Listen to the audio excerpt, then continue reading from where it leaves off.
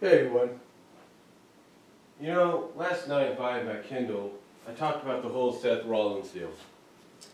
About the injury, about the fact he had to vacate this very championship, and what could be the way they decide a new champion. Now, like I said in that video, there's a strong indication, and I do apologize if this video goes off because this camera's been known to do that. I said in that video that there is a strong indication that a tournament is going to be taking place at Suvivor Series. Now, things could end up changing and they could go different directions. I'm sure that's what they're thinking about right now. They're thinking, well, we could do a tournament, but there's only one logical choice and people would know who that is. And again, there's other various directions they can go in. They could go with a multi-man match, fatal four-way or a six-pack challenge. They can go with an elimination chamber. They could go with just, Sheamus coming out on Raw and saying, hey, look, I'm basically the champion right now because I hold this, the briefcase. Why don't you just let me cash it in and let me become champion? And I'll defend against Roman at Survivor Series. And that might make sense.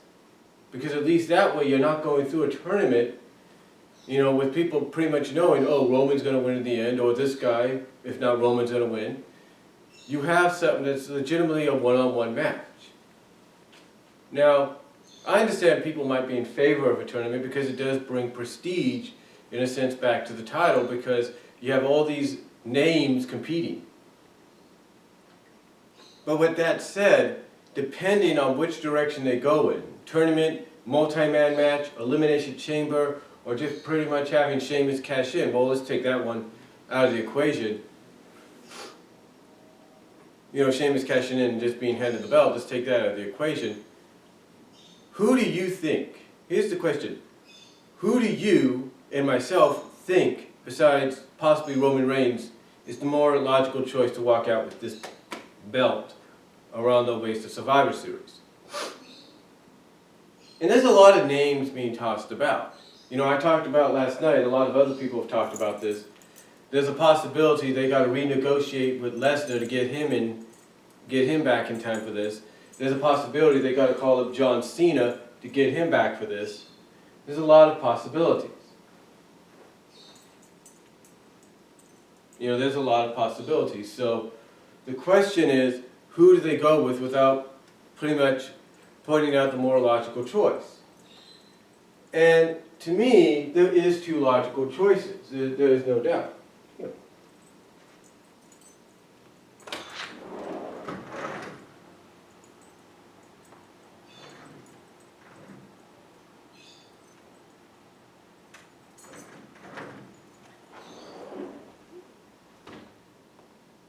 I had to let my dog out, but again, there are two logical choices as to who they make champion almost automatically, besides Sheamus cashing in and being handed the belt. Of course, there's Roman, and then there's the guy that pretty much is getting rejuvenated with his push, and that's Bray Wyatt.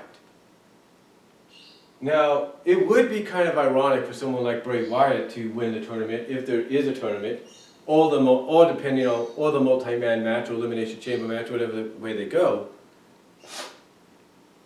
It would kind of make logical sense, seeing as though they're trying to push him as they're trying to rejuvenate him with this push and becoming the next phenom, the next face of fear, the next, basically the next Undertaker, the one that gets the torch passed to him. That's a possibility. Will it happen? No one really knows. But you see, besides Roman and Bray being the two logical choices right off the bat, of course you got a possibility that John Cena could come back at the last minute because WWE needs someone that can move merchandise. And there's a possibility that another person that could end up becoming champion, which would be a delight to a lot of people and would get eyes on the product when necessary, and at a time they need eyes on that product, is Daniel Bryan.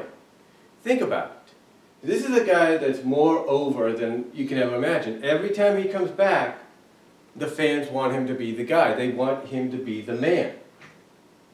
So right now, this is probably the more logical choice for him as we speak, and that is to be champion. And that, but not just that, but also for WWE to clear the way for him. But unfortunately, will he get that opportunity? Maybe.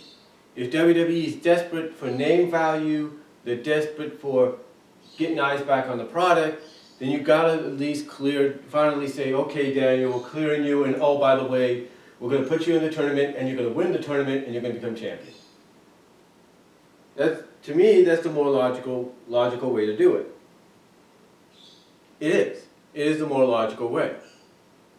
If you want to get eyes back on the product, you want to get your ratings up and all that. But, knowing WWE, they're so determined to get Roman to be champion that they may not do that, even though it's the more logical solution. So besides Bray, Sheamus, Roman, and Daniel as possible candidates to become champion, and again, we'll take Sheamus out of the equation because that would be more like cash in and get the belt handed to him situation. But tournament-wise, the three names of Daniel, Bray, and Roman are the two obvious ones, or the three obvious ones. Because basically they got the most behind them. All three have the most behind them. Daniel comes back, people explode anyway, he's got that right in the back. But what about others? What about Dean Ambrose?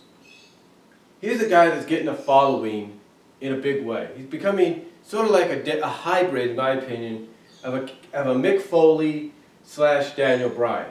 A Mick Foley basically being not caring about what happens, reckless and all that. A hybrid of and as well as a hybrid of a Daniel Bryan because he's got the people behind him. So, could he become champion? Absolutely. Would the fans be behind that? Absolutely. But what about some other candidates? You're pushing the New Day. You're basically putting them down our throats, if you will. And this, to me, would be the best opportunity to really finally make some history. And that is to put the WWE World Heavyweight Championship on a black guy, on an African American. But who would be the logical choice out of the New Day? Well, I look at it this way. Give it to the guy that has been given opportunities but taken away due to certain situations. Give it to a guy that's been busting his butt for almost 10 years now with your company,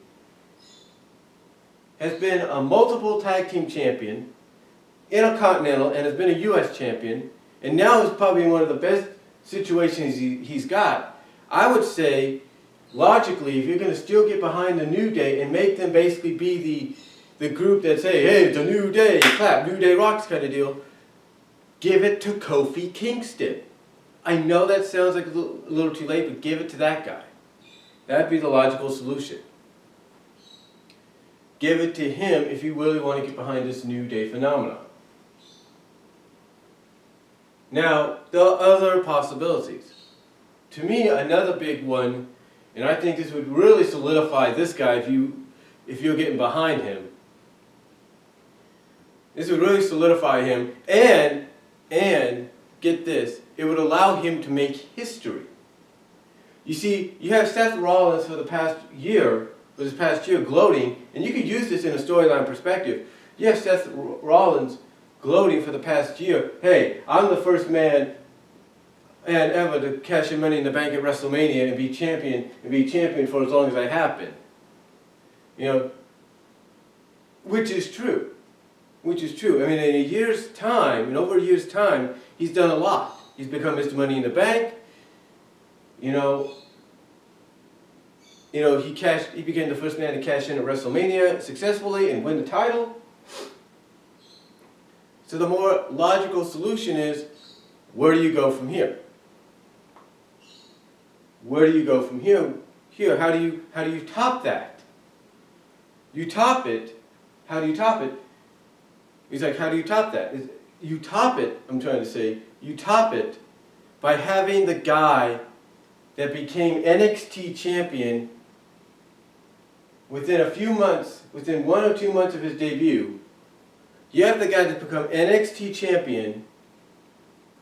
A few months after that, beats John Cena clean in a champion versus champion match at Elimination Chamber.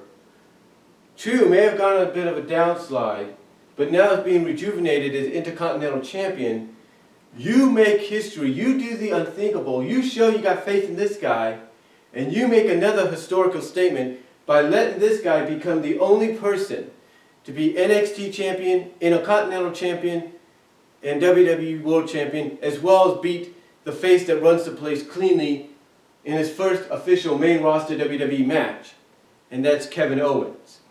Kevin Owens, to me, from a historical standpoint, just from the momentum he would have, would be a great choice. Because he would be a guy that literally has burst on the scene, became NXT Champion within a month or so of his debut, has beaten John Cena, who was US Champion while he was still NXT Champion, beat John Cena, and then, and even though he had a bit of a downside, has been rejuvenated and is now reigning as Intercontinental Champion. Kevin Owens, from a historical one-year standpoint, would be a phenomenal choice.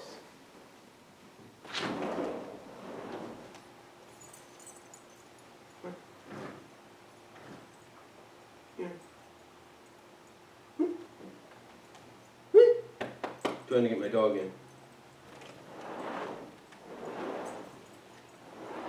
Ugh. Animals. I guess I gotta go to the store and get her meat. So, anyway. Yeah.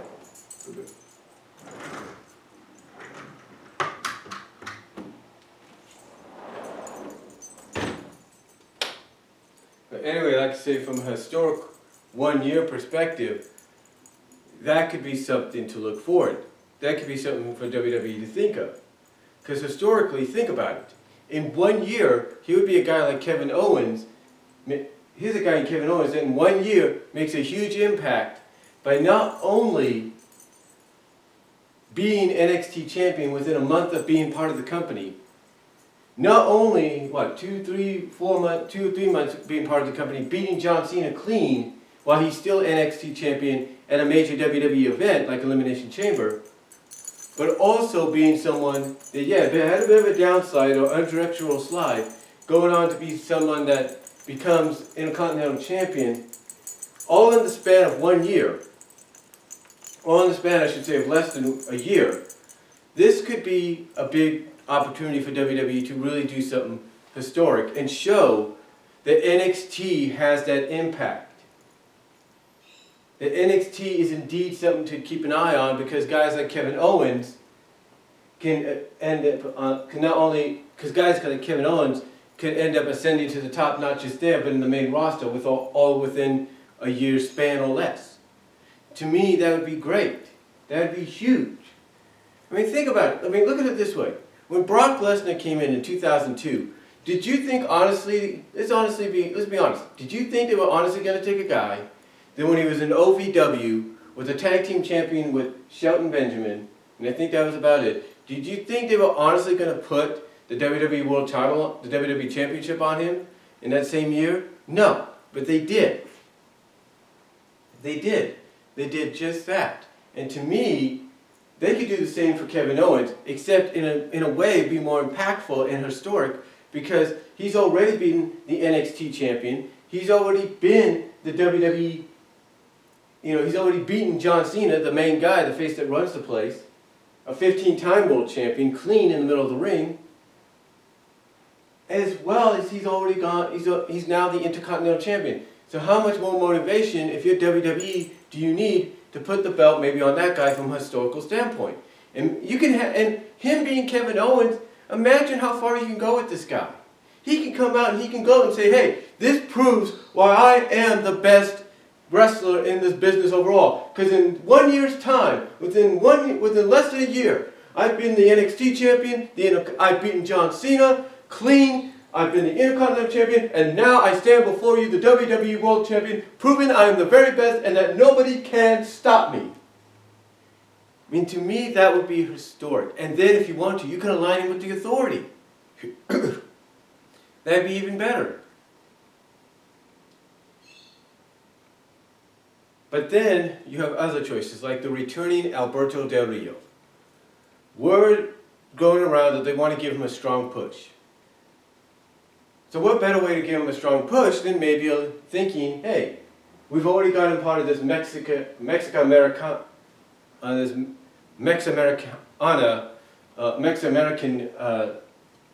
storyline with Zeb.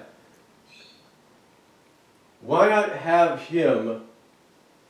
prove that we are sorry for what happened to him, forgive what happened to him, why not have him become the champion? And then when you think about it, historically, from a wrestling perspective, you would have someone holding the WWE World title and the AAA Mega Championship, the World title, at the same time before he would drop the AAA Mega Championship.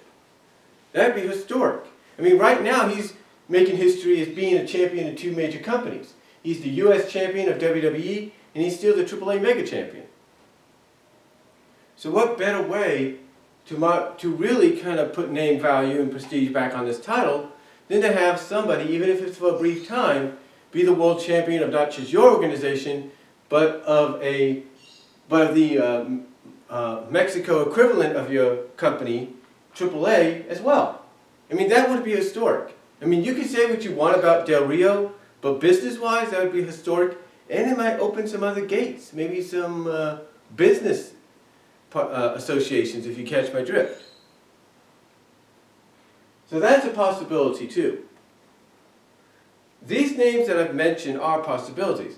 Now, if they want to go in a direction, maybe just to pay tribute to the guy, they could give it to The Undertaker.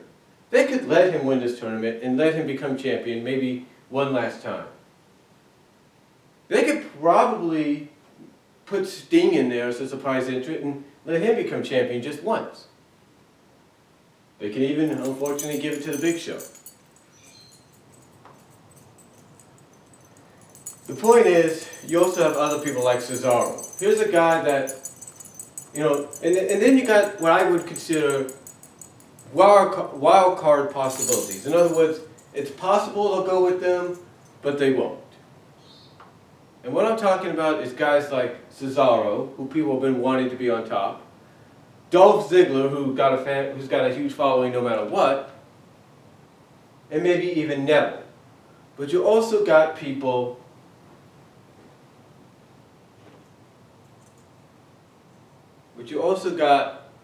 that other competitors that people want to see on top as well. You got Barrett, who they've been wanting to see as the champion for a while, no matter what.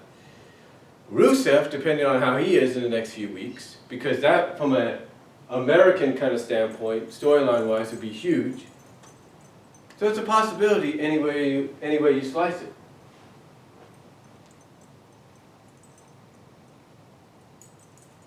It's a possibility no matter any way you slice it. But again, those are just wild card possibilities. The names I've mentioned before them are probably the more logical, if not more historic, kind of more logical, if not more historic possibilities as well. Now, could they throw in some NXT competitors to really legitimize NXT into the tournament? Oh, absolutely. Finn Balor, Samoa Joe, Baron Corbin are just to name a few. Maybe even James Storm. Can you imagine that? James Storm being in the tournament, he ends up winning it, and he becomes the WWE Champion. That would be something, right? But to me, the names, and to me that could help, legitimize NXT even more so by the fact that you have these competitors in the tournament, for the title, for the WWE World title. So, to me though, the names I've mentioned before that are the more logical, if not more historical sense and direction to go with, despite how you feel about it. But that's all I'm going to really say. Who do you guys think is going to win the tournament at Survivor Series? Who do you think is going to walk out of Survivor Series either by tournament, multi-man, or elimination chamber as the WWE World Champion? Who do you think is going to walk out champ at Survivor Series? Let me know.